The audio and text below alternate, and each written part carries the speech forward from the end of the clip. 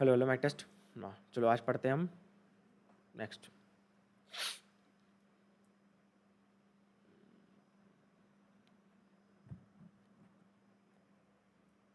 अब देखो ये जो न्यूरोमस्कुलर जंक्शन है यहाँ पे फटीग हो सकती है। ठीक है, इसमें क्या हो सकता है, एक तो एसिटाइल कोलिन क्या हो सकता है, एंड अप हो सकता है, क्या हो सकता है, ख़त्म हो सकता है मसल्स में, है ना। तो उसकी वजह से क्या हो सकता है, मसल रेपिड कंट्रेक्शन रिलैक्सेशन की वजह से एसिटाइल कोलिन एंड अप होगा तो एक न्यूरोमस्कुलर फटीग हो सकती है इसमें। At site of neuromuscular fatigue है। स्लाइडिंग फिलामेंट थ्योरी के बारे में हमने पढ़ा था, इसको इंट्रोड्यूस किया था एंड्रयू एफ हक्सले ने। इसको एक्साइटेशन कपलिंग होता है, इसमें सीक्वेंस होता है एक्साइटेशन कपलिंग, है ना, एक्साइटेशन कंट्रैक्शन कपलिंग। सबसे पहले मसल्स एक्साइट होती है। इसको हम स्लाइडिंग फिलामेंट थ्योरी को swinging layer arm model of muscular contraction भी बोल सकते हैं। ये सारा चीज़ें तो हमने पढ़ लिया था कल। किसी को इस यहाँ तक कुछ डाउट?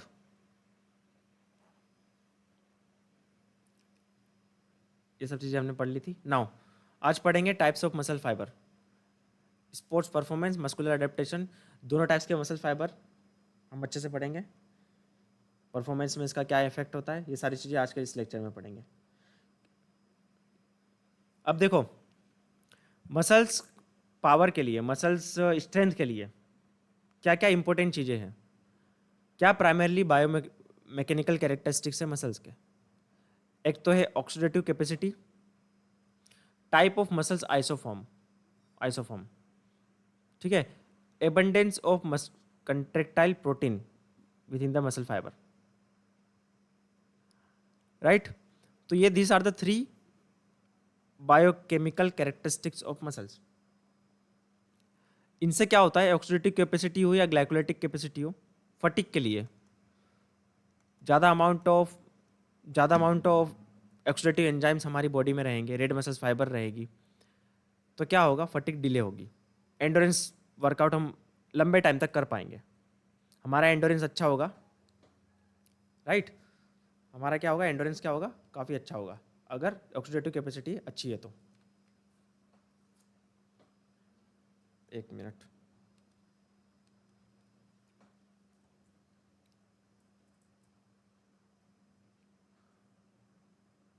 और क्या यहाँ पे हम देख सकते हैं, आइसोफॉर्म, मसल्स आइसोफॉर्म क्या होता है, मायोसिन के अलग अलग टाइप होते हैं, है ना। मायोसिन की अगर हम बात करें तो उसमें कई सारे मायोसिन आपको देखने को मिलेंगे। हमारी मसल्स में कौन से टाइप के मसल्स में किस टाइप का मायोसिन का अमाउंट है, कितना, वो डिसाइड करेगा कि आपकी मसल्स का फोर्स जनरेशन कितना हुआ है। Suppose types of muscle isoform अगर हम देखें, है ना, तो उसके अलग अलग टाइप के स्ट्रक्चर है मसल्स मायोसिन्स के। तो कौन सा टाइप का मसल्स आइसोफॉर्म हमारी मसल्स में प्रेजेंट है, that will decide myosin ATPase activity. Myosin ATPase activity अगर फास्ट रही तो क्या होगा, एनर्जी का फास्ट सिंथेसिस होगा, एटीपी का फास्ट सिंथेसिस होगा और मस्कुलर कंट्रैक्शन फास्ट होगा, ठीक है। तो ये डिसाइड करता है muscles isoform, it is genetically, और वी कैन से अलग अलग टाइप के मसल्स क्या बोल सकते हैं, मसल्स आइसोफॉर्म होते हैं। वो डिसाइड करता है कि कौन मायोसिन एटीपेस की एक्टिविटी, एटीपेस क्या है, एंजाइम है। मायोसिन एटीपेस क्या है, एंजाइम है। एटीपी का ब्रेकडाउन कितनी स्पीड से कितनी इफेक्टिवली हो रहा है, वो चीज़ें डिसाइड करेगा मायोसिन एटीपेस एक्टिविटी। तो वाइट मसल फाइबर में आपको मायोसिन एटीपेस एक्टिविटी क्या मिलेगी, आपको अच्छी मिलेगी। वहाँ पे एटीपी का ब्रेकडाउन फास्ट होता है, स्पीड में होता है। देखो अगर ह्यूमन बीइंग में हम देखें, ह्यूमन बीइंग में 3 टाइप के मसल आइसोफॉर्म होते हैं, 3 टाइप के मसल्स आइसोफॉर्म ह्यूमन बीइंग में होते हैं, है ना। तो ये डिसाइड करते हैं एटीपी की ब्रेकडाउन की स्पीड, कितनी तेजी से फटाफट एनर्जी मिल रही है। Muscles isoform that contain ATPase isoform with higher ATPase activity will degrade ATP rapidly, जैसे आपको मैंने बताया। तो इससे क्या होगा, मस्कुलर कंट्रैक्शन फास्ट होगा और स्पीड अच्छी होगी, force of contraction will be more speedly, ठीक है। तो क्या क्या फैक्टर्स है, ऑक्सीडेटिव कैपेसिटी, आपको ऑक्सीडेटिव कैपेसिटी किस लिए है, एंडोरेंस के लिए। ये एनर्जी सिस्टम में हम पढ़ेंगे तब आपको और ज़्यादा डिटेल में समझ में आएगा। ऑक्सीडेटिव मतलब, जब ऑक्सीडेटिव फॉस्फोराइलेशन का मतलब क्या होता है, एरोबिक ग्लाइकोलिसिस। ऑक्सीडेटिव फॉस्फोराइलेशन मतलब एनर्जी का synthesis through aerobically through glucose and fat. तो लॉन्ग डिस्टेंस रनर इस पे रिलाई करते हैं, समझ लीजिए लंबे टाइम तक हमें एनर्जी मिलती है ऑक्सीडेटिव सिस्टम से, एरोबिक सिस्टम से। तो ये स्ट्रॉन्ग रहेगा, मतलब एरोबिक सिस्टम स्ट्रॉन्ग है, माइटोकॉन्ड्रिया अच्छा है, मसल्स की डेंसिटी अच्छी है, और सॉरी रेड मसल फाइबर है, मायोग्लोबिन का कंटेंट अच्छा है ना। तो ये चीजें ऑक्सीडेटिव कैपेसिटी डिसाइड करेगा। ऑक्सीडेटिव कैपेसिटी क्या चीजें डिसाइड करता है, लिखो। माइटोकॉन्ड्रिया सेल्स में कितने हैं, मायोग्लोबिन कितना कंटेंट है ना, मायोग्लोबिन कितना है, कैपिलरीज कितनी है, कैपिलरीज डेंसिटी कैसी है, right. Oxidative enzymes, oxidative enzymes, तो ये सारी चीजें, मतलब ये हम बात कर रहे हैं लॉन्ग डिस्टेंस रनर की। एक ये फैक्टर डिसाइड करेगा, कोई सी भी हम मसल्स की बात करें जनरल फॉर्म में। सेकेंड है मसल्स आइसोफॉर्म एक्टिविटी, और दूसरा है कंट्रेक्टाइल प्रोटीन, तीसरा। ये तीन चीजें डिसाइड करती है कि आपकी मसल्स में क्या ज्यादा है, स्पीड ज्यादा है, एंड्योरेंस ज्यादा है। ये तीन बायोकेमिकल कैरेक्टरिस्टिक्स है मसल्स के। कंट्रेक्टाइल प्रोटीन मतलब क्या होगा यहाँ पे बच्चों, कंट्रेक्टाइल प्रोटीन मतलब यस मायोसिन एंड एक्टिन, है ना। अगर इनका नंबर सेल्स में ज्यादा है, ये वेरी करता है, मायोसिन एक्टिन का नंबर सेल्स में अगर ज्यादा है तो ज्यादा क्रॉस ब्रिज बन पाएगा, ज्यादा क्रॉस ब्रिज बन पाएगा, और उतना ही ज्यादा ज्यादा फोर्स एग्जर्ट कर सकता है, इतना ही ज्यादा मोर पावरफुल हो सकती है, स्पीड हो सकती है मसल्स में। तो cross bridge, number of myosin and actin with in A muscle fibre, कितना क्वांटिटी में मसल्स में है अवेलेबल। एक्सरसाइज करने से इनका नंबर इंक्रीज हो सकता है, एक्सरसाइज ट्रेनिंग करने के साथ में, ठीक है। तो ये तीन फैक्टर है जो आपकी मसल्स की बायोकेमिकल प्रॉपर्टीज कैरेक्टरिस्टिक्स को डिसाइड करते हैं। आप कितना एनर्जी, कितना देर तक एक्सरसाइज कर सकते हो, या कितनी स्पीड में वर्कआउट कर सकते हो, यही प्रॉपर्टी आपको रेड मसल फाइबर में और वाइट मसल फाइबर में अलग अलग मिलेगी। किसी में आपको ये अच्छा मिलेगा, किसी में ये अच्छा मिलेगा। अब देखते हैं दोनों के बारे में देखेंगे। अगर हम मायोसिन मतलब एक अलग टाइप के मायोसिन, देखो मायोसिन का रोल क्या है, मायोसिन का रोल है इसको पुल करना एक्टिन को, और इसमें क्या होता है एटीपी का सिंथेसिस यहीं पे होता है, साइट ऑफ एटीपी जो ब्रेकडाउन है यहीं पर है, ठीक है। तो ह्यूमन बीइंग में क्या होते हैं, देरी तीन टाइप के मायोसिन होते हैं। आइसोफॉर्म मतलब अलग अलग टाइप के मायोसिन है, तो तीन टाइप के मायोसिन है ना। कुछ मायोसिन ऐसे हो सकते हैं जिसमें एटीपीएस की एक्टिविटी लो हो, कुछ मायोसिन ऐसे हो सकते हैं जिसमें एटीपीएस की एक्टिविटी हाई हो। जैसे हमारे मसल फाइबर होते हैं ना, red muscle fibre, white muscle fibre, ऐसी टाइप्स ऑफ मायोसिन है, समझ लीजिए इनके अलग फॉर्म है, समझ में आया। तो ये मसल्स मायोसिन आइसोफॉर्म है। तो कुछ मसल मायोसिन, हाँ हाई होगा, ठीक है। तो ये मायोसिन आइसोफॉर्म है। तो ह्यूमन बीइंग में जनरली तीन टाइप के मायोसिन होते हैं। इसका मतलब सिंपल लैंग्वेज में समझिए, हमारी ह्यूमन बीइंग में, इंसान के शरीर में तीन टाइप के आइसोफॉर्म होते हैं। तो अगर ये आइसोफॉर्म डिसाइड करते हैं एटीपीएस की एक्टिविटी, एटीपीएस का रोल है एटीपी के ब्रेकडाउन में, एंजाइम है, ठीक है। तो कुछ myosin low form ATPase high activity show करते हैं, कुछ हाई शो करते हैं। तो ये डिसाइड करेगा हमारे में कितनी जल्दी एटीपी का फॉर्म कंट्रैक्ट क्या बोलते हैं उसको, ब्रेकडाउन हो रहा है, और कितनी जल्दी फास्ट एनर्जी मिल रही है। फास्ट एनर्जी मिलेगी तो स्पीड से वर्कआउट होगा, स्पीड से कंट्रैक्शन होगा, ठीक है, क्लियर है। हाँ, अब देखो, अगर हम कंट्रैक्टाइल प्रॉपर्टीज की बात करें मसल फाइबर की, तो 4 कैरेक्टरिस्टिक्स है मसल फाइबर के। मैक्सिमम फोर्स प्रोडक्शन, फोर्स का प्रोडक्शन कितना ज़्यादा मैक्सिमम कर सकते हैं, speed of contraction, maximum power output, and efficiency of contraction. ये सारी चीज़ें आपको पता होगी ऑफ्सो, कितना ज़्यादा हम इसके बारे में डिस्कस करेंगे one by one. Maximum force contraction, speed of contraction, maximum power output and efficiency of the contraction. Maximum force contraction किस पे डिपेंड करता है, मसल फाइबर पे। क्यों, आगे बात आपको जवाब मिलेगा इसका कि वाइड मसल फाइबर में क्यों फोर्स ऑफ कंट्रैक्शन ज़्यादा होता है, क्यों स्पीड ज़्यादा होती है, सारे रीज़न आपको जानने को मिलेंगे. Let's see the background first. Speed of contraction. Speed of contraction मतलब क्या होता है? मैक्सिमम शॉर्टनिंग वेलोसिटी, इसको वी मैक्स बोल सकते हैं हम. कितनी फास्ट मसल्स कंट्रैक्ट हो रही है, कितनी फास्ट मसल्स की शॉर्टनिंग हो रही है, मैक्सिमम शॉर्टनिंग वेलोसिटी. आप रबड़ को पुल कर रहे हो, कितनी फास्ट वो अपनी जगह पे वापस आ रहा है, वैसे मसल्स कितनी जल्दी शॉर्टनिंग हो रही है, कंट्रैक्शन हो रहा है, इंडिविजुअल मसल फाइबर. ठीक है. तो वी मैक्स डिपेंड करता है रेट ऑफ क्रॉस ब्रिज के ऊपर. और किसके ऊपर डिपेंड करता है? मायोसिन एक्टिवेस एक्टिविटी के ऊपर. चलो इसमें लिखो बच्चों, इसके अंदर लिखो स्पीड ऑफ कंट्रैक्शन किस चीज़ों पे डिपेंड करता है. लिखो cross bridge, rate of cross bridge cycling, कितनी जल्दी क्रॉस ब्रिज बन रहा है, कितनी जल्दी पूल हो रहा है. क्रॉस ब्रिज अगर फास्ट बन जाएगा और है ना एक्टिन मायोसिन का कंबाइन, लिखो इसके फैक्टर्स लिखो. रेट ऑफ स्पीड किस पे डिपेंड करती है, ये हम जान रहे हैं. क्रॉस ब्रिज है ना. Myosin ATPase activity, right it down. Myosin ATPase activity के ऊपर डिपेंड करेगा.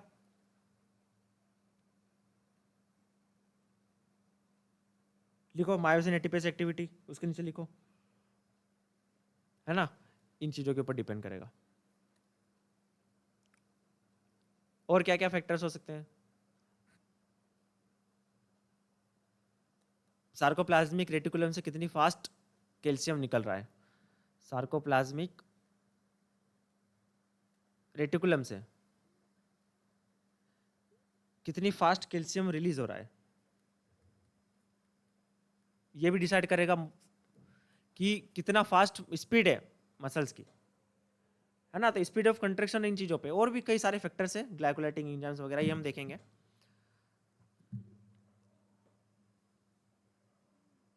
क्लियर है?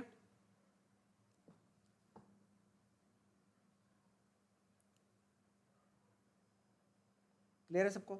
तो स्पीड आपके मसल्स में कितनी जल्दी फास्ट कंट्रैक्शन हो रहा है वो किन चीज़ों पे डिपेंड करेगा. Rate of cross bridge cycling, ATPase myosin ATPase activity, sarcoplasm में कितनी fast speed of releasing of और we can say stimulation of sarcoplasmic reticulum, fast fibre release calcium ion. अब ये सारी चीज़ें देखो, ये सारी चीज़ें समझ लो. स्प्रिंटिंग जो रनिंग कर पा रहा है, एक स्प्रिंटर ले लो एग्जाम्पल, माइंड में सोचो, और एक लॉन्ग डिस्टेंस रनर ले लो. तो स्प्रिंटर के बारे में सोच बात कर रहे हैं हम अभी कि वो इतनी फास्ट रनिंग क्यों कर सकता है. हुसैन बोल्ट, मिल्खा सिंह इतनी फास्ट क्यों दौड़ पाते हैं? क्योंकि उनकी मसल्स में ये सारी चीज़ें होती है ना. तो फास्ट फाइबर मसल्स में क्या देखने को मिलता है? फास्ट फाइबर में कि क्रॉस ब्रिज ज़्यादा होते हैं. पर क्रॉस सेक्शनल एरिया हम देखें, रेड मसल और वाइट मसल को पे आएंगे हम, पर एक प्रॉपर्टी यहाँ पे याद आ गई तो बता देता हूँ. ये रेड मसल्स और वाइट मसल फाइबर है, दोनों का हम इक्वल एरिया लें. ये रेड मसल फाइबर है और ये वाइट मसल फाइबर है. तो वाइट मसल फाइबर में ज़्यादा क्रॉस ब्रिज बनेंगे पर यूनिट, पर cross section area of muscles.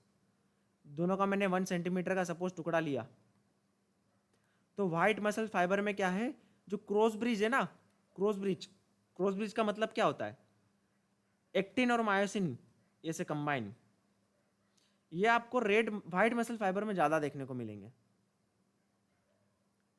As compare to red muscle fibre. एक ये भी रीजन है जिसकी वजह से व्हाइट मसल फाइबर का स्पीड ऑफ कंट्रैक्शन ज़्यादा होता है. व्हाइट मसल फाइबर मतलब स्प्रिंटर्स के बारे में सोचिए,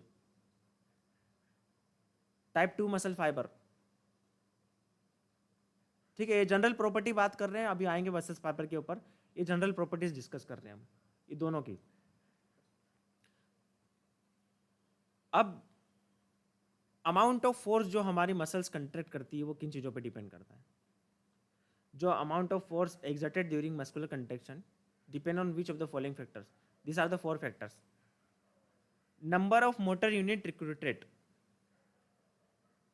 आपको मैंने बताया था मोटर यूनिट क्या होता है. मोटर न्यूरॉन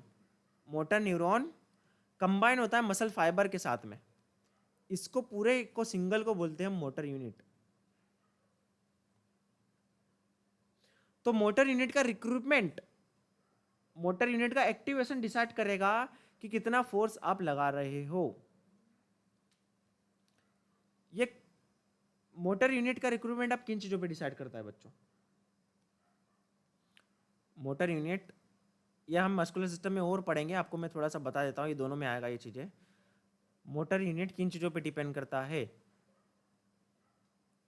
एक तो एक्यूटली अगर हम देखें, आप सपोज फॉर एग्जांपल समझिए, आप गेट खोलने गए, आपने एक हाथ से उसको पुल किया,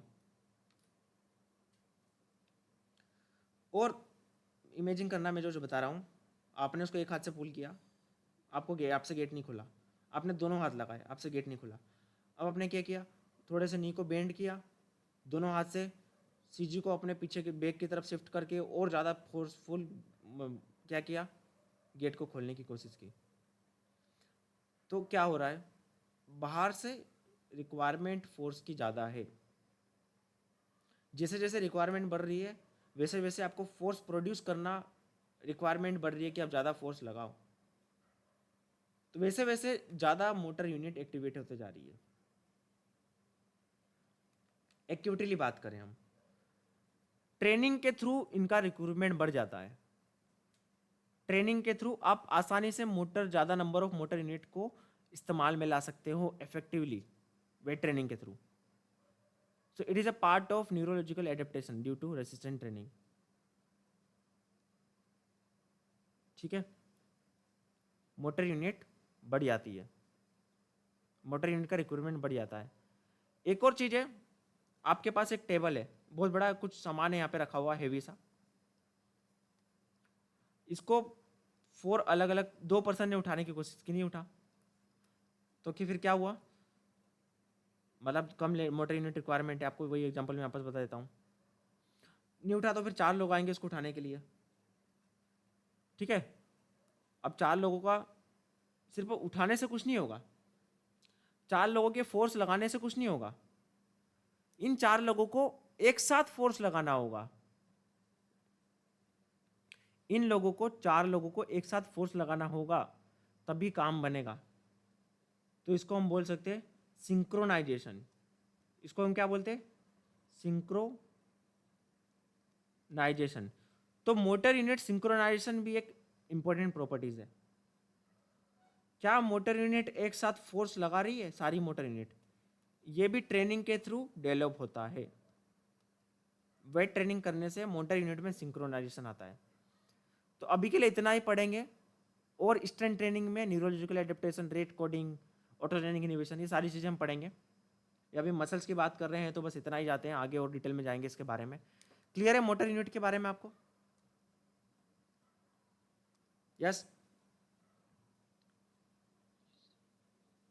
ठीक है। तो मोटर यूनिट डिसाइड करता है इनिशियल, हाँ बोलिए।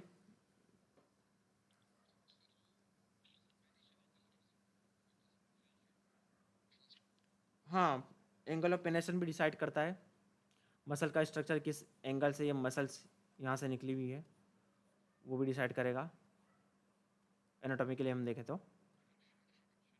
हाँ, फोर्स प्रोडक्शन में जरूर करेगा, angle of penetration, right. Initial length of muscles, ठीक है। अब इनिशियल लेंथ ऑफ मसल से समझिए कि इनिशियल सार्कोमेयर की लेंथ क्या है, सार्कोमेयर की इनिशियल लेंथ क्या है, क्या वो बहुत ज़्यादा अवे है ना। ये देखो यहाँ पे, अगर यहाँ पे देखें तो क्या हुआ, यहाँ पे क्या हुआ, initial length, length tension relationship में हम देखेंगे, ये देखो, अगर ये बहुत ज़्यादा अवे है, ये एक्टिन मायोसिन से बहुत ज़्यादा अवे है ना, ये बीच में हम मायोसिन की देखें, और ये एक्टिन यहाँ पे है, एक्टिन इधर है, तो इस केस में भी क्या होगा, कंट्रैक्शन अच्छे से नहीं हो पाएगा, फोर्स जनरेशन नहीं हो पाएगा। और अगर ये बहुत ज़्यादा क्लोज भी आ जाता है तो भी नहीं, एक ऑप्टिमम रिक्वायर्ड है, ऑप्टिमम लेंथ रिक्वायर्ड है, इसको हम बोलते हैं length tension relationship. For muscular contraction there must be optimum level state of sarcomere.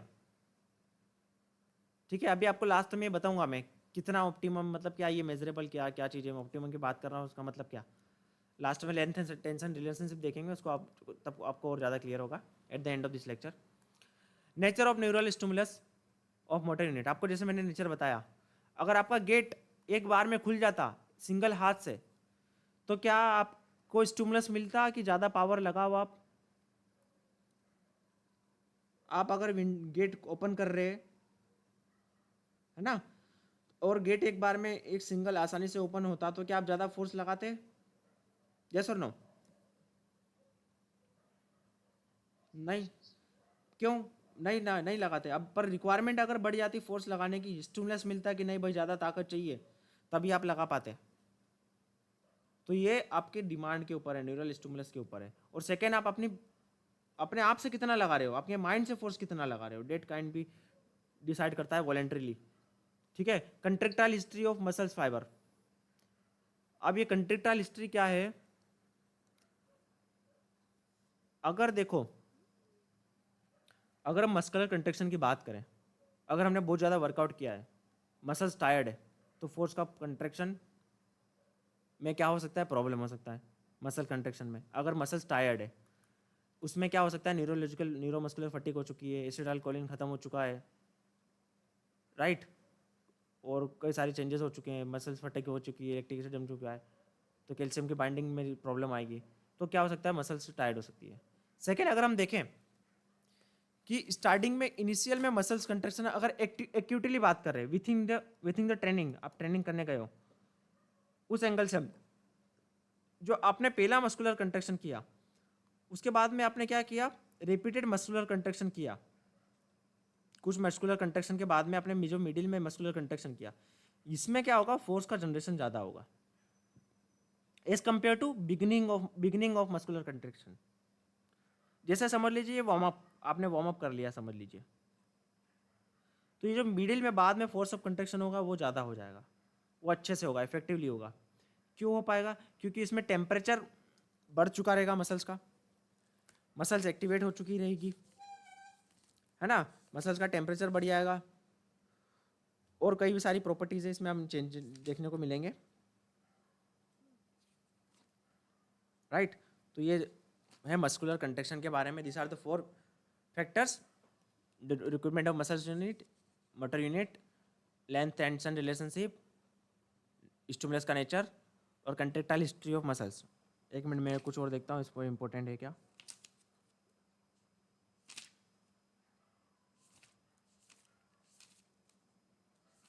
समझ में आया? यहाँ तक क्लियर है सबको?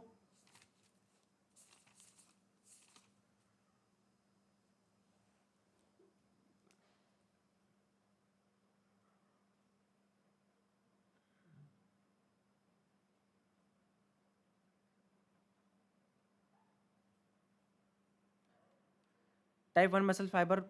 Now imaging about long distance runner, 10-20 kilometre दौड़ने वाला रनर है, उसके बारे में सोचिए, आपको सब कुछ पता चल जाएगा। लंबे समय तक रनिंग कर सकता है बिना थके, बट स्पीड होगी रनिंग की बहुत स्लो।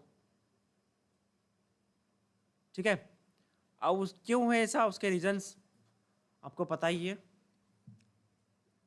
ऑक्सीडेटिव एंजाइम्स, माइटोकॉन्ड्रिया ज़्यादा होगा सेल्स में, इसका मतलब क्या है? Red muscle fibre.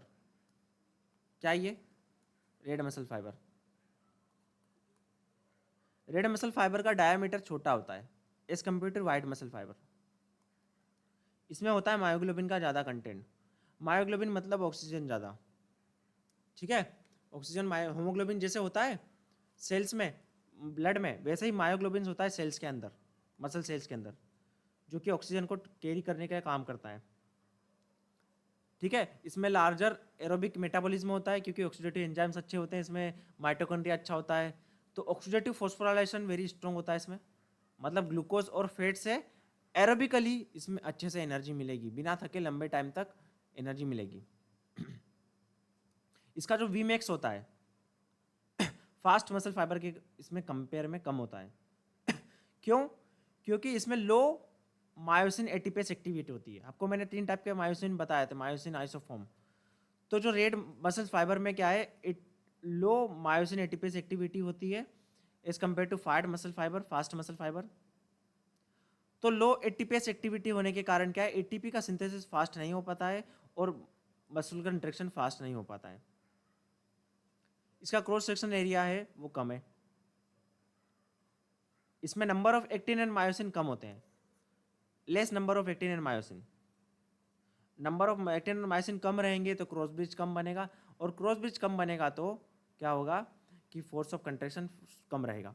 तो type 1 muscle fibre imagine about long distance runner लंबे समय तक दौड़ पाता है। क्यों दौड़ पाता है? क्योंकि ऑक्सीडेटिव कैपेसिटी अच्छी है और माइटोकॉन्ड्रिया की डेंसिटी अच्छी रहेगी, मायोग्लोबिन अच्छा रहेगा, पर स्पीड तो कम होती है। स्पीड कम क्यों होती है? क्योंकि मायोसिन एक्टिन क्रॉस ब्रिज कम रहेंगे, राइट।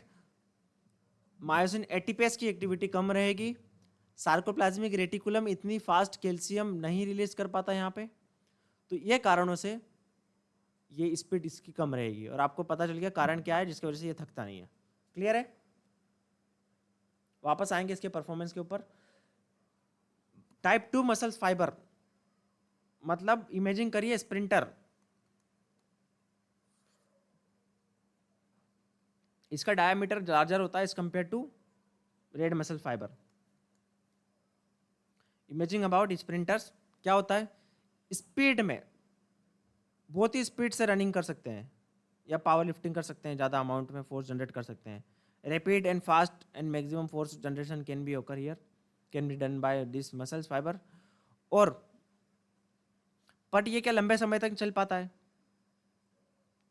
क्या लंबे समय तक ये दौड़ पाता है अगर वही स्पीड में दौड़े तो? नहीं। 100 मीटर की स्पीड हम 10 किलोमीटर तो दौड़ नहीं सकते ना। तो ये क्या हो जाता है, जल्दी थक जाते हैं। मतलब क्या हो गया, endurance and fatigue resistance power is very less, endurance कम होता है। इसमें फर्दर देखें तो टाइप 2X टाइप 2A होता है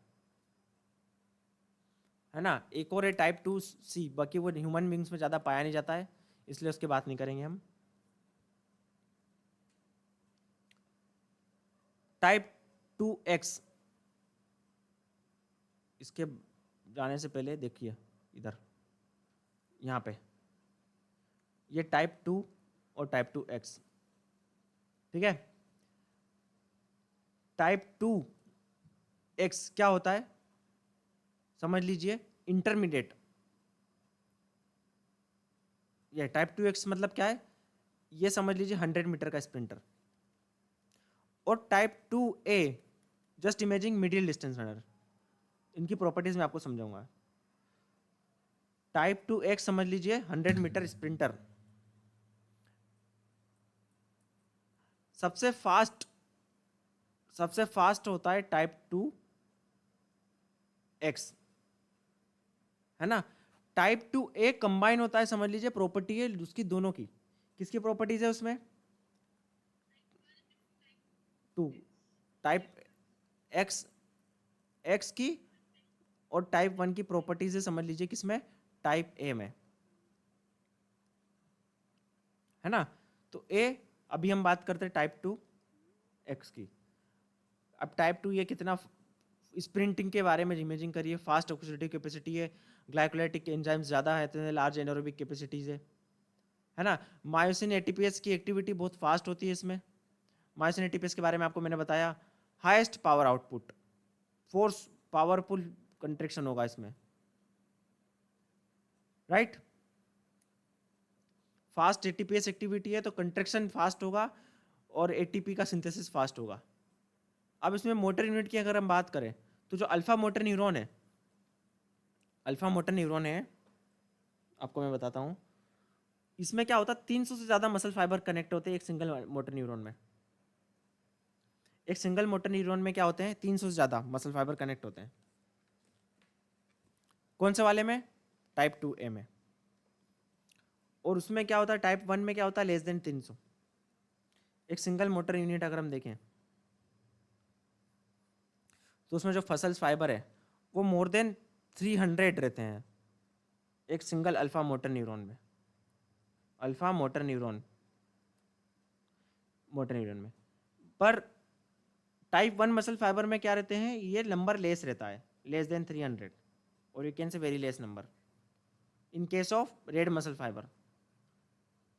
क्या बोल रहा हूँ मैं, मसल्स फाइबर जो कनेक्ट रहते हैं मोटर न्यूरॉन से, तो रेड मसल्स फाइबर में काफी कम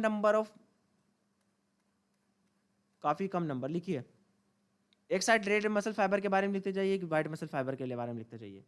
रेड फाइबर में लिखना very less number of muscle fibre are innervated through alpha motor neuron,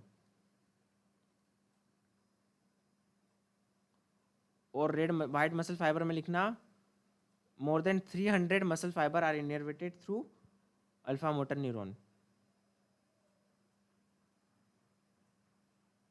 देखो ये रहा alpha motor neuron, smaller cell body typically innervate more than 300 muscle fibre.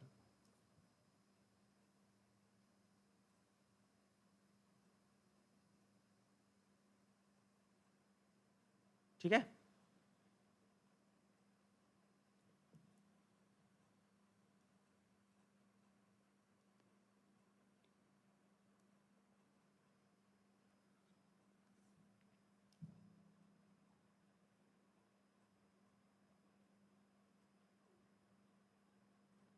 Type 2A intermediate, just think about, यहाँ पे जो symbol है ना ये गलत हो गया, इसका सिंबल सही कर लेना।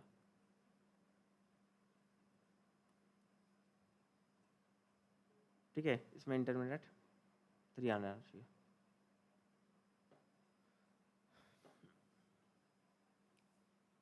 टाइप 2A इंटरमीडिएट है, दोनों टाइप की प्रॉपर्टी है, कंबाइन है, इसको मिडिल में लिख लीजिए, combine combination of type 1 and type 2 muscle fibre. इसमें भी क्या होता है, फोर्स का कंट्रेक्शन ज़्यादा होता है ना, कंपेरेटिवली 1 के अगर देखें तो फोर्स ऑफ कंट्रेक्शन इसमें भी ज़्यादा होगा,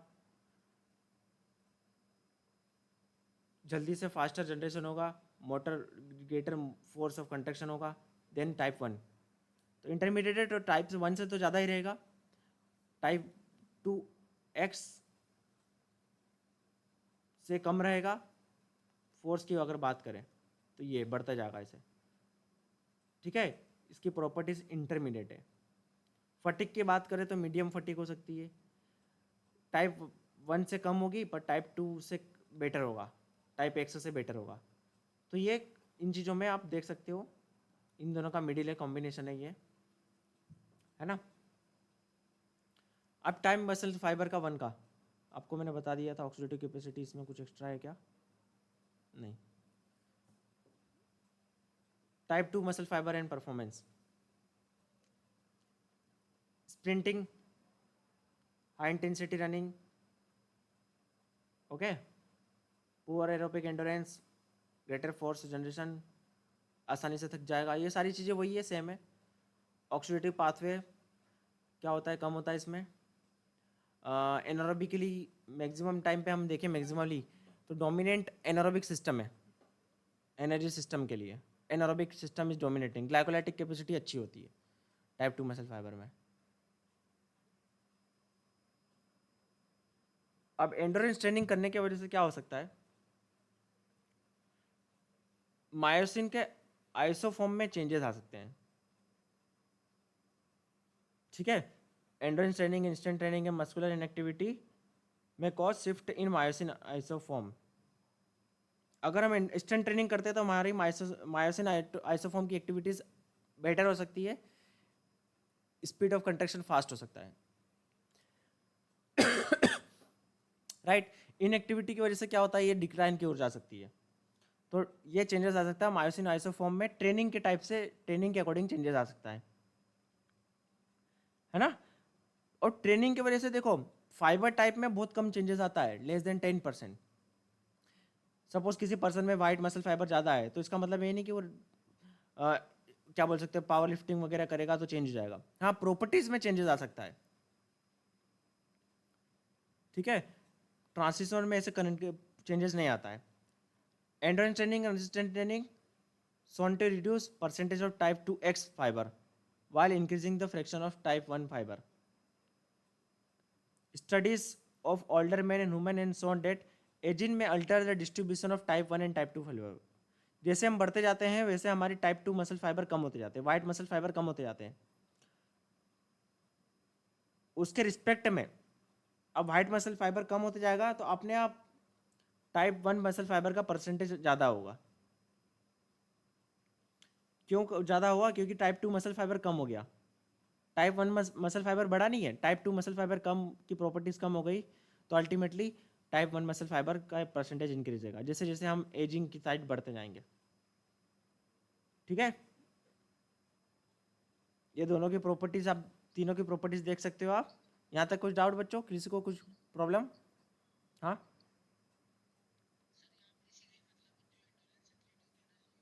हाँ,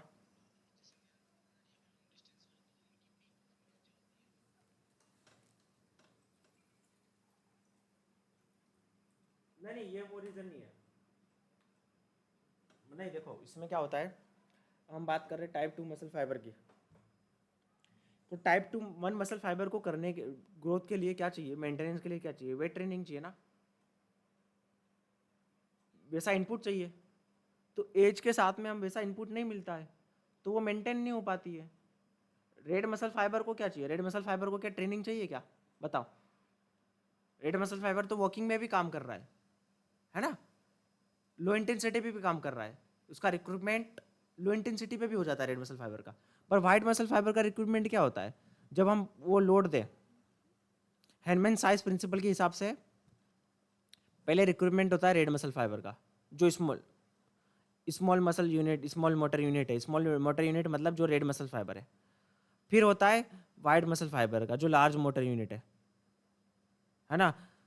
तो एज होते जाती है, एक्टिविटी का डिक्लाइन होती जाती है, तो red muscle white muscle fibre को यूटिलाइज नहीं करते इंसान, मतलब यूटिलाइजेशन नहीं होता। ठीक है, और एजिंग का इफेक्ट भी होता है साथ में, तो इसलिए type white muscle fibre decline होती है।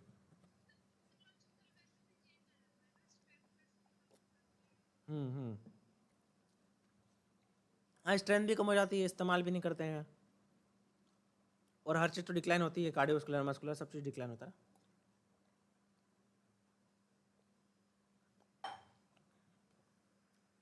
ठीक है, तो देखो speed of contraction type muscle fibre 1 की,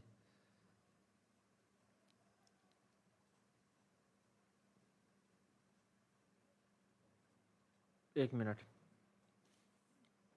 ये लेटेंट पीरियड होगा शायद, कंट्रैक्शन स्पीड नहीं होना चाहिए इसमें। टाइप 1 का ज़्यादा क्यों बता रहे हैं? ये क्या होगा, time required for the contraction हो सकता है ना। हाँ, उसको क्या बोल सकते हैं हम? देखो, जब मस्कुलर कंट्रैक्शन होता है तो जैसे ही स्टिमुलस आया, स्टिमुलस जैसे ही आया और कंट्रैक्शन इनिशिएट हुआ, उस बीच के टाइम को हम बोलते हैं लेटेंट पीरियड। क्या बोलते हैं उसे? Latent period. मस्कुलर कंट्रैक्शन के इनिशिएट होना, है ना, और मस्कुलर कंट्रैक्शन का होना, उसको क्या बोला जाता है? लेटेंट पीरियड बोला जाता है। स्टेजेस ऑफ कंट्रैक्शन की बात करें हम, राइट, तो ये हो सकता है कि टाइप 1 मसल फाइबर में, जो टाइप 1 मसल फाइबर में जो टाइमिंग है कंट्रैक्शन की, लेटेंट पीरियड लंबा हो, लॉन्गर हो। We can conclude this. और क्या क्या इसमें प्रॉपर्टीज, एक मिनट में आपको बताता हूँ।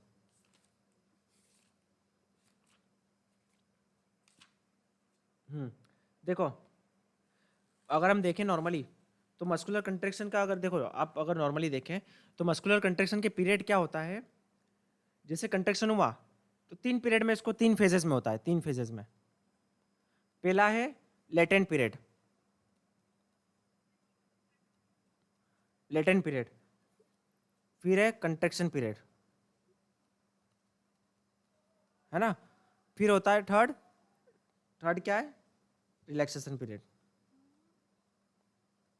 है ना, राइट, रिलैक्सेशन पीरियड है। ये टोटल पीरियड होता है 1.10 सेकेंड का, 0.1 सेकेंड का, है ना। तो इट में वेरी, मसल टू मसल अगर हो सकता है इसमें, it's a part of study. तो ये this are the phases of muscular contraction. Clear है? आपको और एडिशनल चीजें मैं बता देता हूं। एक सिंगल मस्कुलर कंट्रैक्शन को बोला जाता है twitch. Write down, single muscular contraction is known as twitch. ठीक है, क्या बोलते हैं इसको? ट्विच बोलते हैं, ट्विच। हाँ, आपको मैं वो जो ढूंढ रहा था वो अभी याद आया मेरे को जो बताना था आपको कि सेकेंड वाला मस्कुलर कंट्रैक्शन ज्यादा पावरफुल क्यों होगा।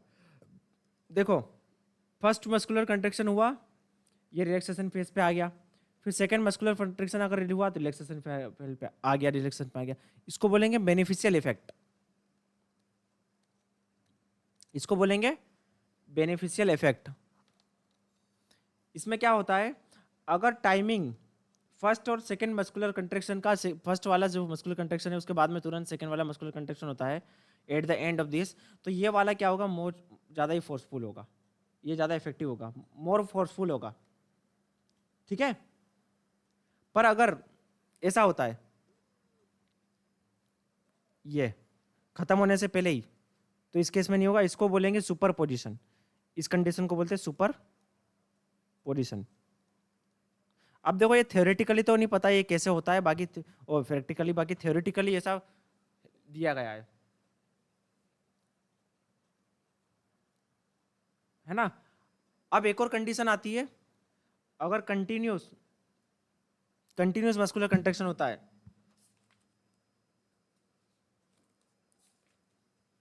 जैसे अगर नॉर्मली हम बात करें, मस्कुलर कंट्रैक्शन अगर रिपीट होते जाता है,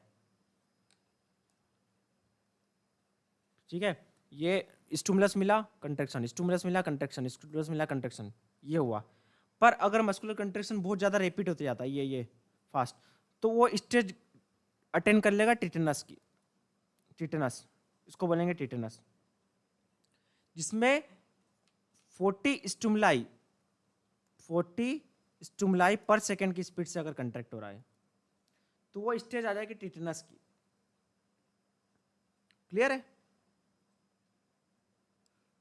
है ना। ये अगर नॉर्मल मस्कुलर कंट्रैक्शन हो रहा है और स्पीड से होते जा रहा है, स्पीड से मतलब लगातार, तो उसको बोलेंगे टिटेनस। ठीक है, चलो, तो हम कहाँ पे थे, हम क्या पढ़ रहे थे, ये पढ़ रहे थे। हाँ, वो आएंगे और वापस समेशन, अगर बहुत ज़्यादा एक साथ कंबाइन हो जाते हैं तो मस्कुलर कंट्रैक्शन समेशन बोल सकते हैं उसे। ये देखो, नंबर ऑफ माइटोकॉन्ड्रिया लो में ज़्यादा रहेंगे, किस में ज़्यादा रहेंगे, टाइप 1 मसल फाइबर में, आपको पता ही है। ठीक है, फटिक, उसकी वजह से थकान, रेजिस्टेंस एंडोरेंस ज़्यादा रहेगा। एरोबिक रहेगा टाइप 1 मसल फाइबर। एटीपीएस की एक्टिविटी कम रहेगी तो एटीपीएस का ब्रेकडाउन कम होगा, स्पीड एटीपी का ब्रेकडाउन स्लो होगा, स्पीड फोर्स ऑफ कंट्रैक्शन कम रहेगा, एफिशिएंसी ज़्यादा रहेगी, टेंशन मॉडरेट लेवल का रहेगा। बाकी इन दोनों के कैरेक्टरिस्टिक्स, ये क्या है, मीडियम वाला है, तो इसमें क्या हुआ, कुछ कुछ चीज़ें मीडियम या मॉडरेट हो सकती है। देखो ये कॉम्बिनेशन है ना, बाकी चीज़ें हाई रह सकती है, एफिशिएंटी नॉर्मल रह सकता है, एंडोरेंस मॉडरेट लेवल का रह सकता है या हाई रह सकता है। अब ये पर्सन की ट्रेनिंग के ऊपर भी डिपेंड करता है ना। बाकी इधर की साइड देखें तो एंडोरेंस कम रहेगा, माइटोकॉन्ड्रिया का नंबर कम रहेगा, एटीपीएस की एक्टिविटी हाईएस्ट रहेगी, स्पीड ऑफ कंट्रैक्शन हाईएस्ट रहेगा, टेंशन हाईएस्ट रहेगा। तो ये है कैरेक्टरिस्टिक्स। क्लियर है यहाँ तक सबको? ये देखो, मैंने क्या बताया था, स्मॉलेस्ट कंट्रैक्शन रिस्पॉन्स टीच, है ना। एक सिंगल मस्कुलर कंट्रैक्शन हुआ, कंट्रैक्शन रिलैक्सेशन, फिर अगर ये रैपिड होते जाए तो इसको बोलेंगे समेशन। क्या बोलेंगे इसे? समेशन। फिर जैसे जैसे फ्रीक्वेंसी बढ़ते जाती है, फिर क्या हुआ, जैसे जैसे, तो ये अटेन हो जाएगा टिटेनस। टिटेनस मतलब क्या हो गया, ये फोर्स ऑफ मतलब लगातार कंट्रैक्शन हो रहा है इसमें, है ना। जैसे वो आपने सुना होगा वो टिटेनस की रेबीज के कारण क्या हो जाता है ना, रेगुलर कंट्रैक्शन होता है, तो इसमें क्या होता है, ये टिटनेस एक स्टेज है जिसमें रैपिड कंट्रैक्शन होता है, मसल्स एकदम लगातार कंट्रैक्ट होती रहती है, पीक फोर्स जनरेशन। तो ये टिटनेस का इफेक्ट है। क्लियर है? मैं मस्कुलर कंट्रैक्शन की अगर बात करूं तो स्टैटिक, आइसोमेट्रिक, ये सब है आपको पता है। इसमें मेन इंपॉर्टेंट चीज़ें में बात डिस्कस करेंगे हम। एक तो आइसोमेट्रिक कंट्रैक्शन होता है जिसमें कोई चेंजेस नहीं होता है, टेंशन कंटिन्यू जनरेट होगा, जैसे प्लैंक होल्ड हो गया। प्लैंक होल्ड हो गया, इसमें क्या होता है, कंटिन्यूस एक सिंगल फोर्स में कोई चेंजेस नहीं आता। जो एक्सटर्नल फोर्स है वो स्टैटिक रहेगा, मसल्स कंट्रैक्शन में कोई लेंथ में कोई चेंजेस नहीं आएगा, है ना। इसमें क्या, मायोसिन क्रोज भी बनते जाएंगे और रिसाइकल होते जाएंगे, बनते जाएंगे, रिसाइकल होते जाएंगे। ठीक है, इसमें शॉर्टनिंग पॉसिबल नहीं होगी। इसेंट्रिक कंट्रैक्शन, इसेंट्रिक कंट्रैक्शन एक पार्ट है किसका, आइसोटोनिक कंट्रैक्शन का। आइसोटोनिक कंट्रैक्शन का इसेंट्रिक और कॉन्सेंट्रिक। इसेंट्रिक कंट्रैक्शन कब लगता है, जब मसल्स की लेंथनिंग होती है। इसका कंट्रैक्शन का मसल्स पे बहुत ज्यादा इफेक्ट होता है। इससे क्या होता है, सार्कोमेयर में डिस्टरबेंस हो सकता है। इसमें मतलब एक्सरसाइज करने की ज़्यादा मैक्सिमम जो मसल सोरनेस आ सकती है, इसकी वजह से आ सकती है। मसल स्ट्रेंथ गेन हम इसेंट्रिक कंट्रैक्शन की वजह से मैक्सिमम कर सकते हैं। आपको मैं पूछूं, which of the contraction is most efficient for gaining strength, और which of the contraction is most effective, किसका ज्यादा सबसे ज्यादा क्या आएगा, इसेंट्रिक कंट्रैक्शन। ठीक है, इसेंट्रिक कंट्रैक्शन क्यों होगा, क्योंकि इसमें क्रोजविच फॉर्म ऑलरेडी हो चुका है। कंसेंट्रिक कंट्रैक्शन में हम क्या करते हैं, जैसे एल्बो को कर रहे हैं हम, कंसेंट्रिक में क्या करते हैं, क्रोजविच बनाने जाते हैं, क्रोजविच को बनाने जा रहे हैं। और इसेंट्रिक कंट्रैक्शन में क्या होता है, मैक्सिमम क्या होता है, इसेंट्रिक कंट्रैक्शन में क्या होता है, मैक्सिमम क्रॉस ब्रिज अचीव्ड हो चुका रहता है। क्रॉस ब्रिज का मैक्सिमम अटैचमेंट होता है, मैक्सिमम क्रॉस ब्रिज फॉर्म हो चुके रहते हैं इसेंट्रिक कंट्रैक्शन में। ठीक है, इसलिए इसेंट्रिक कंट्रैक्शन क्या होता है, ज़्यादा इफेक्टिव होता है। क्यों होता है, क्योंकि यहाँ पे नंबर ऑफ क्रॉस ब्रिज है ना, ज़्यादा फॉर्म्ड होते हैं, हो चुके रहते हैं इसेंट्रिक कंट्रैक्शन के टाइम पे। जब हम मसल जो एक्शन को एग्जीक्यूट करते हैं उस टाइम पे maximum number of cross bridge are already formed, that's why eccentric contraction is most effective.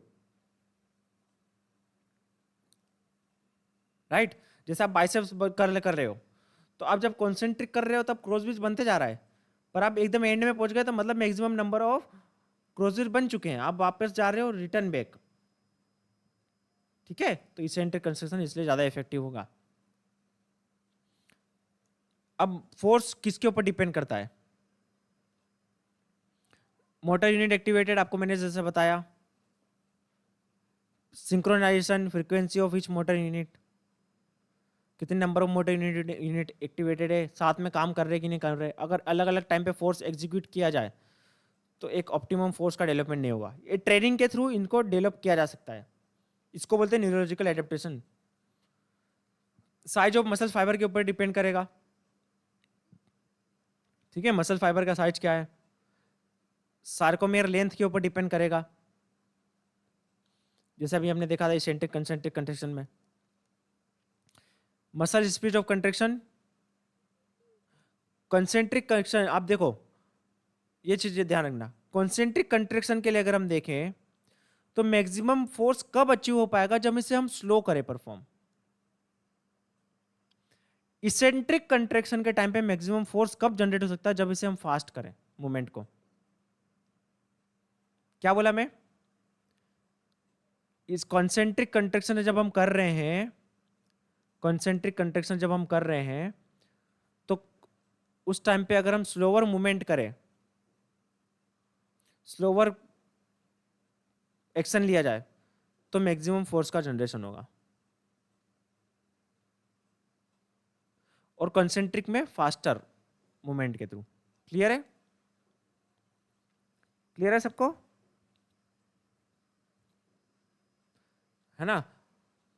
History की बात करें, जैसे मैंने हिस्ट्री बोला था अभी आपको, एक तो फटीग की वजह से अगर आपने इंटेंस वर्कआउट कर लिया तो जाहिर सी बात है आपका क्या होगा, फटीग की वजह से क्या होगा, फटीग की वजह से अच्छे से नहीं हो पाएगा। बट अगर शॉर्ट पीरियड ऑफ फटीग रहे, आपको मैंने क्या बोला कि अगर हमने कुछ वार्म अप कर लिया, समझ लो वार्म अप, तो ये short period of muscular contraction रहे, जैसे वार्म अप समझ लीजिए, उसकी वजह से क्या होता है, मसल्स का फोर्स प्रोडक्शन बढ़ जाता है, मसल्स का फोर्स प्रोडक्शन बढ़ जाता है। इस फिनोमिना को हम क्या बोलेंगे, post activation potential.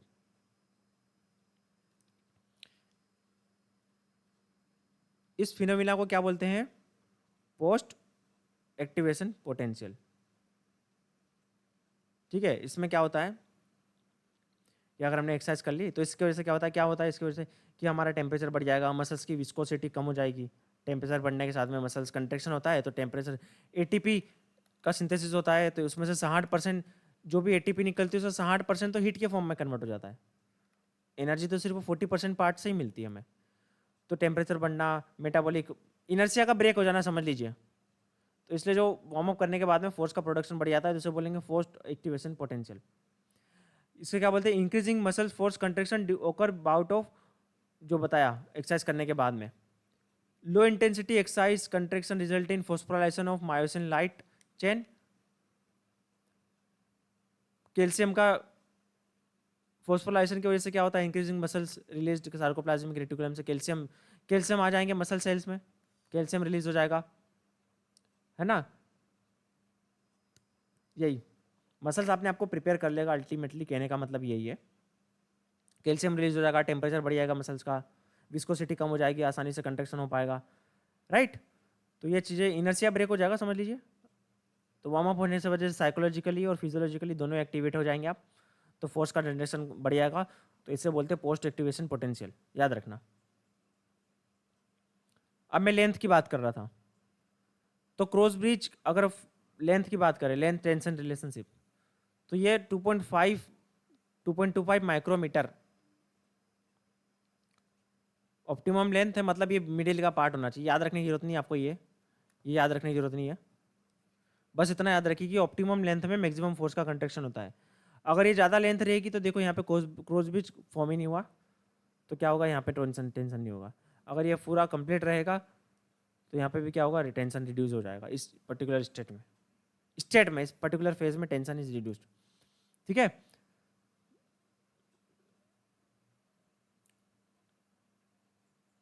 Force tense velocity relationship देख लेते हैं हम, इसमें कुछ है क्या देखने के लिए। The velocity or the speed of movement is greater in muscles that contain high percentage of fast fiber. वो ये सारी चीज़ें हैं। The maximum velocity of muscles shortening is greater at lowest against the muscles. In short, greater the speed of movement, greater नहीं है, कुछ खास नहीं है। ठीक है, ये आपको मैंने बताया था, single muscular contraction is a Twitch, फिर आता है समेशन, और ये आएगा state of tetanus with regular stimuli. जैसे जैसे बढ़ते गया स्टिमुलाई, ये टिटनेस का स्टेट आ चुका है ना। स्टेरिएशन, नॉन स्टेरिएशन मसल्स, आपको मैंने बताया टाइप्स ऑफ मसल्स की बात करें, स्केलेटल मसल्स, कार्डियक मसल, स्टेरिएशन होता है। स्टेरिएशन किस वजह से आता है, आई बैंड और ए बैंड के अरेंजमेंट की वजह से स्टेरिएशन दिखता है मसल्स में। नॉन स्टेरेटिव मसल स्मूथ मसल्स को बोलते हैं। वॉलेंट्री इनवॉलेंट्री मसल्स, जो कंट्रेक्टाइल, जो हमारे स्केलेटल मसल्स है वो हमारे विलिंगनेस के हिसाब से काम करती है, वॉलेंट्री मसल्स। स्मूथ मसल्स और कार्डियक मसल इनवॉलेंट्री, हम इसको कंट्रोल नहीं करते हैं। स्केलेटल मसल्स हमारी पूरी बॉडी का 40-50% मास कवर करती है। चलो अब मैं आपको कुछ एडिशनल इन्फॉर्मेशन देखता हूँ और बता देता हूँ। यहाँ तक किसी को कुछ डाउट?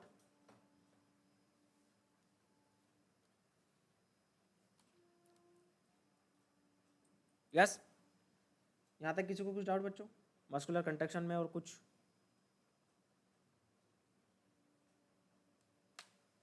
क्लियर है ना?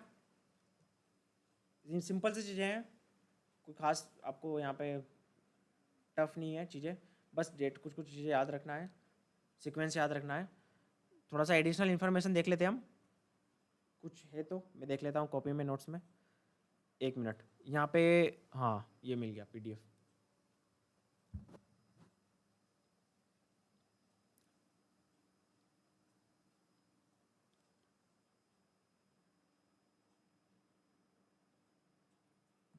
जयकांत, निशांत, किसजीत, अन्नू क्लियर है, प्रशांत,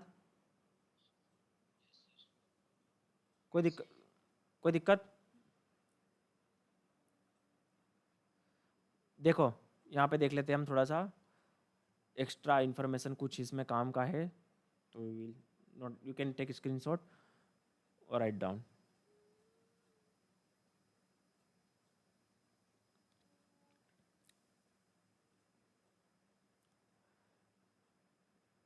हाँ यही वो रीच टू पिक टेंशन जो हमने देखा था ना, लेटेंट पीरियड या फिर पिक टेंशन पे जाने के लिए मतलब कितना टाइम लेता है, वो था ये, कंट्रेक्शन स्पीड नहीं थी। तो टाइप 1 मसल फाइबर में ज़्यादा है, ज़्यादा टाइम लेता है पिक टेंशन अचीव करने में। Type 2 muscle fibre, white muscle fibre कम टाइम लेता है पिक टेंशन अचीव करने के लिए, ये वही है ना, वो स्पीड नहीं बात कर रहे हम। कितना टाइम लेता है मसल्स, ये white muscle fibre, red muscle fibre ज़्यादा टाइम लेता है पिक टेंशन को अचीव करने में, 110 मिलीसेकेंड या जो भी माइक्रो सेकेंड जो हो, ये देख लेना। और टाइप 2 मसल फाइबर 50 ms, ठीक है। अब जनरली अगर हम देखें हमारी बॉडी में, ये टाइप 2 मसल फाइबर ये नॉर्मल है, जनरल, किसी एथलीट की बात नहीं कर रहे हम। 50% होती है रेड मसल फाइबर, इसको हटा दो सी वाले को, 1 या 3% होती है, वो भी इतना इसका रिलेवेंट नहीं है। 50% होती है कौन सी muscle fibre, red muscle fibre in general. 25% होती है टाइप 2 और 25% होती है टाइप 2X, है ना। एटीपी मायोसिन एक्टिविटी आपको मैंने बताया था, इसमें स्लो होती है, इसमें फास्ट होती है, बस ये है। फाइबर टाइप आइडेंटिफिकेशन, एक तो होता है मसल्स बायोप्सी, एक होता है जेल इलेक्ट्रोपोरेसिस। मसल बायोप्सी, जेल इलेक्ट्रोपोरेसिस, इसमें क्या होता है, केमिकली किया जाता है, केमिकली इसको सेपरेट किया जाता है on the basis of type of muscles isoform. Muscles isoform myosin के आइसोफॉर्म के थ्रू। अब मायोसिन आइसोफॉर्म मैंने आपको बताया अलग अलग टाइप के होते हैं, 3 टाइप के होते हैं, तो रेड मसल फाइबर में, वाइट मसल फाइबर में, तो ये क्लासिफिकेशन इतने टाइप्स में on the basis of gel electrophoresis के हिसाब से, ठीक है। एक और है हिस्टोकेमिकल मेथड। हिस्टोकेमिकल मेथड हम इसको मसल बायोप्सी भी बोल सकते हैं शायद। मसल बायोप्सी में कुछ नहीं है, मसल्स का एक टुकड़ा निकाला जाता है, उसमें स्टेंट डालते हैं, कलरिंग एजेंट। तो इसमें क्या होता है, रेड मसल फाइबर और वाइट मसल फाइबर अलग डिफरेंटली अपीयर होते हैं माइक्रोस्कोप में। सार्कोप्लाज्मिक रेटिकुलम वेल डेवलप्ड होता है टाइप 2 में, फास्टर कंट्रैक्शन होने के कारण। अगर फोर्स, अगर हम डायामीटर अगर सेम रख दें टाइप 1 का और टाइप 2 का, है ना, डायमीटर, तो फोर्स दोनों का सेम रहेगा, फोर्स का जनरेशन। टाइप 1 मसल फाइबर का डायमीटर छोटा है, टाइप 2 का बड़ा है। बट पावर की बात करें, पावर की, तो type 2 muscle fibre is 3 to 4 time greater than type 1 muscle fibre. Power muscles का टाइप 2 मसल फाइबर का पावर 3 से 4 गुना ज़्यादा है। Distribution of muscle fibre, arms और लेग में सिमिलर डिस्ट्रीब्यूशन होता है मसल फाइबर का। In arms and legs there is same muscle fibre distribution. जैसे आपके इसमें 50% रेड मसल फाइबर है, तो आर्म्स और लेग्स में दोनों मिलेगा, अलग अलग नहीं मिलेगा। ऐसा नहीं कि 50% लेग्स में और 20% ही ऊपर वाली मसल्स में, सिमिलर डिस्ट्रीब्यूशन मिलेगा जितना परसेंटेज है।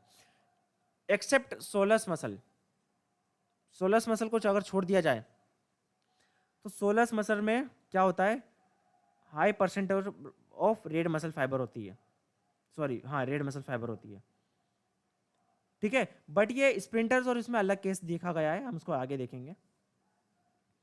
सोलस मसल्स में very large number of muscles, red muscle fibre होती है, मोर देन 80-90 ऐसा कुछ हो सकता है।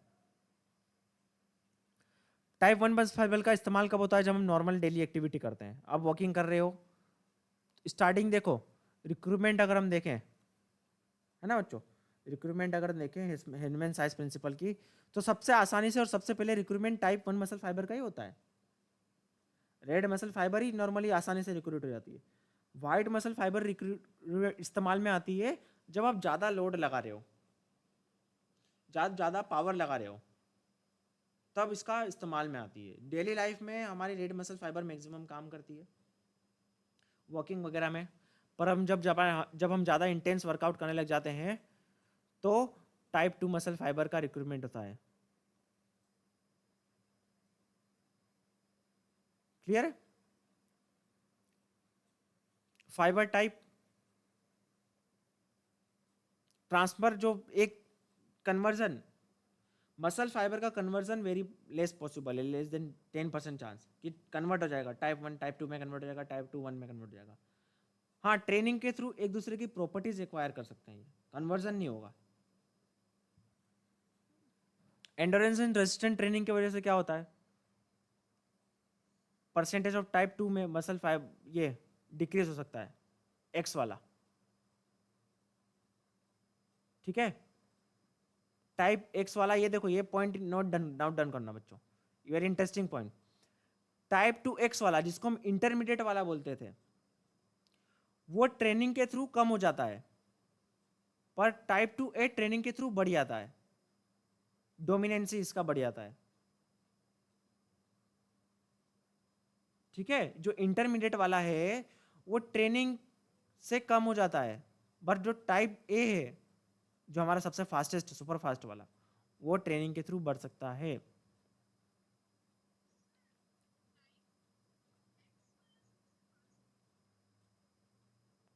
सबसे फास्ट वाला कौन सा था हमारा? एक्स एक्स था या ए वाला था, ध्यान रखना। चलो ठीक है, तो फिर ये कम हो जाता है एंड्योरेंस के थ्रू, इसका उल्टा कर लो।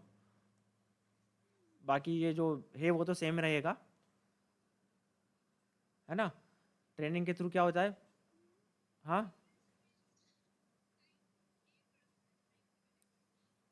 नहीं नहीं, वो बात तो सही है, ट्रेनिंग की बात कर रहे हैं, पर हम और इन दोनों के हिसाब से बात कर रहे हैं, इन दोनों के हिसाब से कंपेरेटिवली।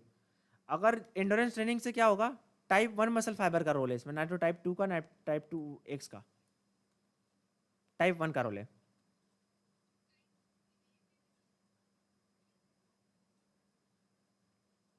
नहीं बट, नहीं, टाइप 2 ए बढ़ेगा।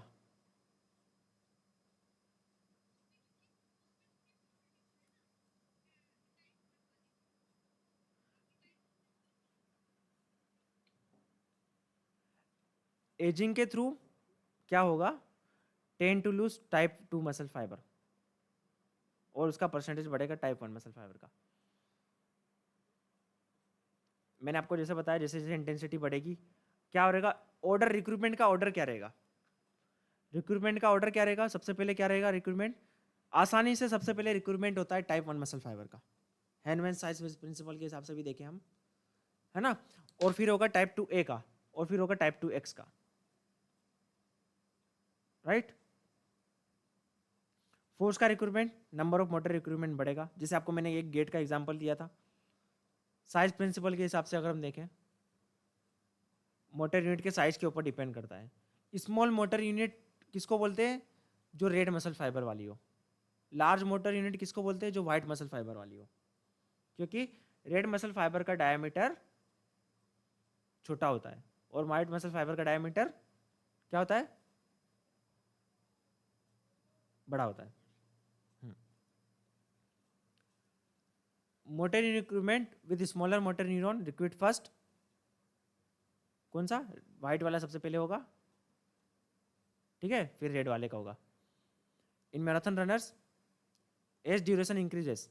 अब देखो, अब इसका मतलब क्या होता है, जैसे नॉर्मल एग्जांपल मैराथन रनर का देखें, तो इसका मतलब ये नहीं कि 100% वो टाइप 2 मसल फाइबर का ही रिक्रूटमेंट होगा, टाइप 1 का ही होगा, रेड मसल फाइबर का ही। फटिक के बाद में टाइप 2 टाइप 1 इनका रिक्रूटमेंट भी होगा। और हम देखें एंडिंग में जब हम फिनिशिंग करते हैं मैराथन, मैराथन जो रेस होती है, तो तब स्पीड से फिनिशिंग होती है ना, तो ऑब्वियसली उस हिसाब से भी देखें तो रिक्रूटमेंट तो बढ़ेगा, ठीक है, क्योंकि फिनिशिंग हमारी फास्ट होती है। एंडिंग। और जब उस हिसाब से भी देखिए कि टाइप 1 अगर फटिक हो जाता है तो रिक्रूटमेंट टाइप 2 का और इसका होगा आफ्टर फटिक, अगर हम स्पीड भी स्लो कर रहे हैं तो। अब ये देखो अलग अलग स्टडी के थ्रू एक थोड़ा सा नॉर्मल सा प्रेडिक्शन है कि स्प्रिंटर गेस्ट्रोनिमस मसल को कंपेयर किया, गेस्ट्रोनिमस मसल को, तो स्प्रिंटर्स में मेजर क्या होगा, वाइट मसल फाइबर होगा, तो 76% क्या निकला, क्या निकला, type 2 muscle fibre, white muscle fibre. Distance runner में इसका उल्टा हुआ, रेड मसल फाइबर ज़्यादा है, ठीक है। पोस्टेरियल डेल्टोइड मसल देखा गया स्विमर्स में, तो क्या ज़्यादा निकला, टाइप 1 मसल फाइबर स्विमर्स में, पोस्टेरियल डेल्टोइड, ठीक है। केनोइन वालों में भी 71% ये ज़्यादा निकला। तो ये है प्रिडिक्शन, इतना मसल फाइबर में एथलीट्स के इसमें इतना चेंजेस निकला, ये 2 मसल्स में, हर मसल्स में इतना नहीं निकला, ये जो स्पेसिफिक मसल्स है इनमें इतना चेंजेस दिखता है। World champion marathon runner shows 93 to 99% type 1 muscle fibre in gastrocnemius muscle, why sprinters only 25% type 1 muscle fibre. Gastrocnemius muscles में मैराथन रनर्स में 93-99% तक टाइप 1 फाइबर देखा गया है, और वाइड स्प्रिंटर और स्प्रिंटर्स में सिर्फ 25%, ठीक है। तो ये है मस्कुलर सिस्टम के बारे में, है ना। डेस्मोसोम्स होते हैं स्मूथ मसल फाइबर में कटे। एक मिनट, एक मिनट, क्या क्या क्या बताना था।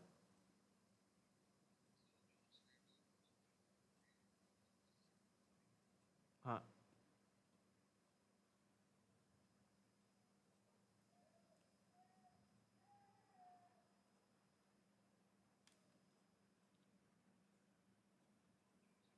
ठीक है।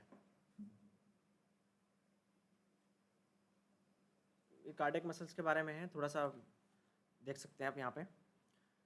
कार्डियक मसल्स में क्या होता है, एक इंपॉर्टेंट प्रॉपर्टी होती है इंटरकैलेटेड डिस्क। इसका मतलब क्या होता है, ये जो है ना कार्डियक मसल्स आपस में एक दूसरे से बहुत ज़्यादा सेपरेट नहीं होती है, इंटरकनेक्टेड रहती है। जैसे हमारा घर है पूरा, घर में क्या है, अलग अलग कमरे हैं, तो अलग अलग कमरे क्या मसल्स फाइबर है समझ लीजिए। तो क्या हमारे कमरे पूरे सेपरेट रहते हैं क्या, उसमें क्या रहता है, डोर रहता है ना, डोर, विंडो और डोर रहता है ना, क्या रहता है, डोर और विंडो रहता है ना। तो वैसे ही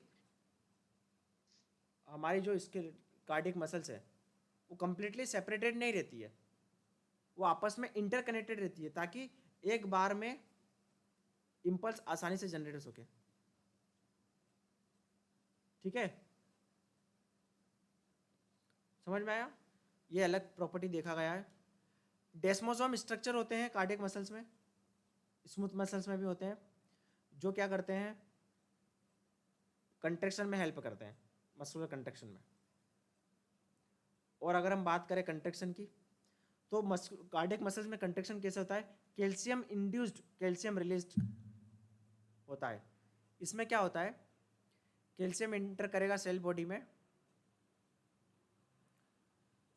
डाईहाइड्रोपायरिडिन रिसेप्टर इन टी ट्यूब्यूल्स।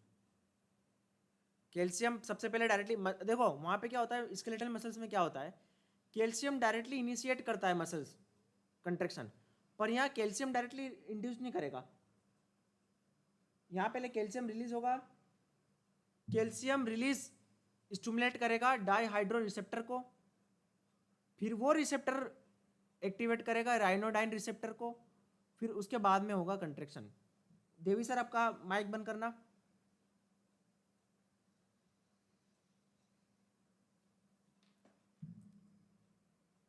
समझ में आया। तो इसमें क्या होता है, कार्डियक मसल में क्या एक्स्ट्रा चीज़ें देखने को मिली हमें, कि इसमें होता है कैल्शियम इंड्यूस्ड कैल्शियम इनिशिएशन। एक मिनट में इनको, स्केलेटल मसल्स में क्या होता था, कैल्शियम से डायरेक्टली मसल्स कंट्रैक्शन इनिशिएट होता था, पर कार्डियक मसल में ऐसा नहीं है।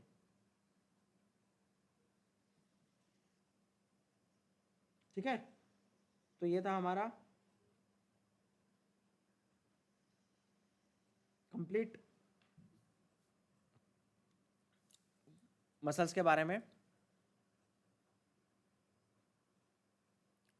तो इसमें किसका रोल है आप देख सकते हो, dihydro receptor, hydropyridine receptor and ryanodine receptor. इतना इनका नाम याद रखना बस, कभी ऐसे पूछ लिया गया। इससे ज़्यादा डिटेल में आपको पढ़ने की जरूरत नहीं, इसका मैकेनिज्म आपको पढ़ने की जरूरत नहीं कि कैसे होता है, ये क्या होता है, ये सब चीज़ें नहीं आएगी, है ना।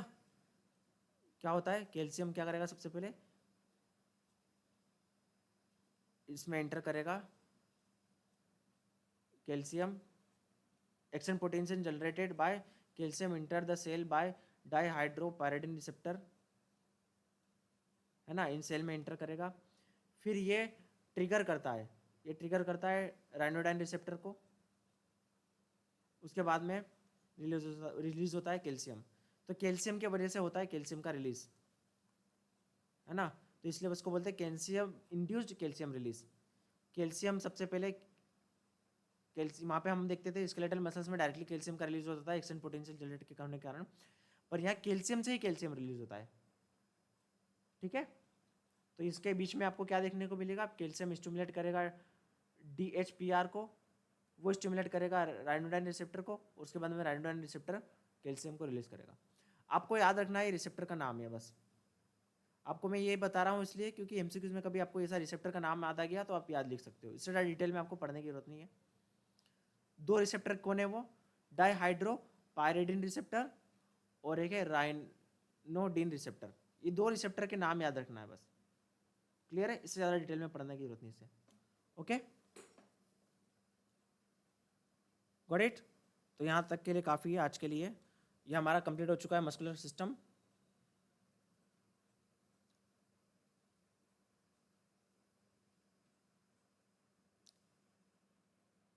और वो जो मसल स्टोन का था